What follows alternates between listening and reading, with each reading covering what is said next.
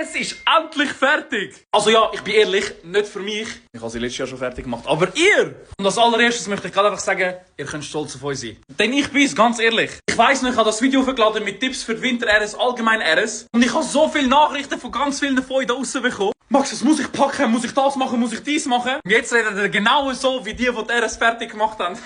Jetzt mal kurz vorweg. Ich sehe ultra viele Videos von mega vielen Leuten, die sagen, hey, da Tipps für RS, dies, das. Aber so ein Video habe ich, glaube ich, noch nicht gesehen. Deswegen, fuck it, ich mach's einfach.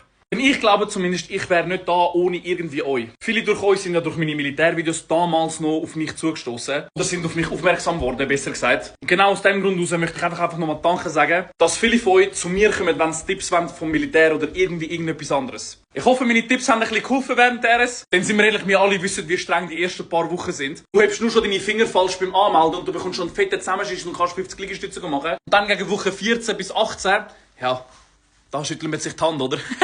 Man macht jetzt ehrlich gesagt auch nicht mehr wirklich so viel. Also alle da draussen sind stolz auf euch, dürfen ihr auch. Wenn ich bin, muss ich ehrlich sagen. Ja, und jetzt kann ich endlich wieder aus diesen Kleidern raus, Gottverdammt, Alter.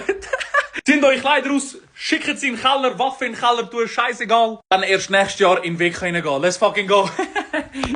Oh, und ganz vergessen, an alle Durchdiener. Wir haben jetzt schon 4 Monate. Ja, Mann. Ihr schafft das auch noch. Schreibt mal in die Kommentare, was hättet ihr lieber gemacht? Durchdiener oder WK-Modell?